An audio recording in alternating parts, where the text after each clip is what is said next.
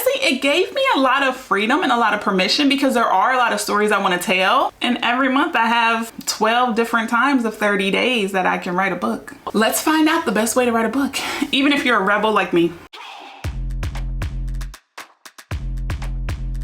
Hey you guys, it's Denanyoh, and today we're talking all about how to write a novel, okay? So this is gonna be a fiction book. I've been thinking about writing a book for at least the last 3 years, but I got really serious earlier this year. And I know myself. I know I like to procrastinate. I know I will use a whole bunch of excuses to get me to not do something because I've tried to write a couple books and I kind of fall off. So I decided I was gonna sit down and write. Be rebellious, you got an idea in mind, just write. I think I had an idea of what the different chapters would be. So I would open up a different document, write, different document, write. And then I did that for about 20 or so days. I had 27,000 words. I was so proud of myself. And then my homeboy told me about a workshop. It was called How to Get Published, and it turned out to be traditional publishing. So there were 2 published authors talking about how to pitch, how to find an agent, how to submit your book, how to write a log line, how to write a query letter, all the stuff. And I was writing down so many details. I was like, oh my gosh. I decided to use their suggestions on different books you should use, like Stephen King on writing, Save the Cat,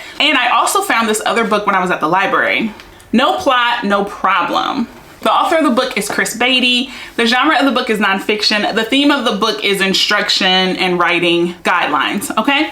So Chris Beatty, I will call him an expert. He is the founder of the National Novel Writing Month. He sat down with a couple of friends. They were talking about writing books. He was like, nope, I'm gonna do it. And there were 3 really big things that I got from the book. You only get better at writing by writing, not by reading about writing, not by reading books, not by talking about writing, not by studying. So I started on my book. I set a timer for 45 minutes. I wanted to write 1,000 words on May 19, 2026. I wrote 1,000 words.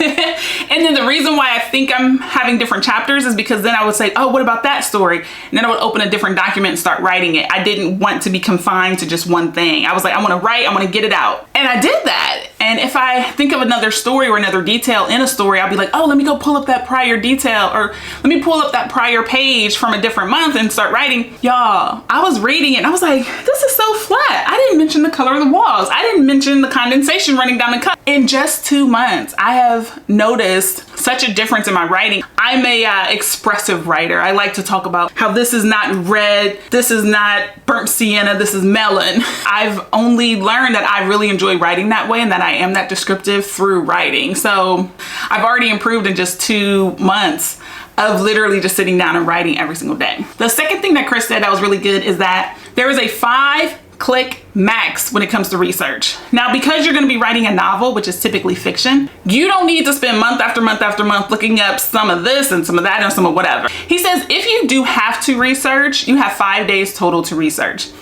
But after that, 5 clicks and you're done. Okay, so I really enjoyed that because it is really easy to start procrastinating when you start looking things up. And what was the name of the street I lived on 17 years ago? And no, this is why we're calling it fiction.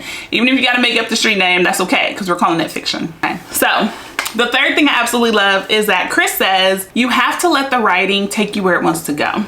Okay, the National Novel Writing Month is about having one idea and sitting down and writing 50,000 words in 30 days. If you do it every single day, it's about 3,333 words a day.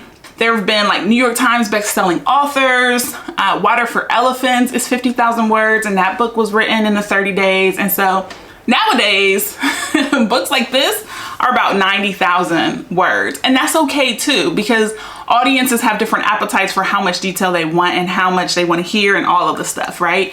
You can write a book in 30 days. Do not let that stop you. And honestly, it gave me a lot of freedom and a lot of permission because there are a lot of stories I want to tell. And every month I have 12 different times of 30 days that I can write a book. And so I thought it was fascinating because walking out of the workshop, a couple people were really like frustrated. They were like, no, it's gonna be so hard. Oh my God, needle in a haystack to get published. And I walked out thinking, well, if it's all that work and if there's different agents for sci-fi and dystopian and fiction and nonfiction, just write a whole bunch of books. That's how my brain works. So you guys, let me know. Did you watch this book because you're interested in writing books? Did you want to see what kind of things I was going to talk about? Or are you writing a book? Because I would love to support you.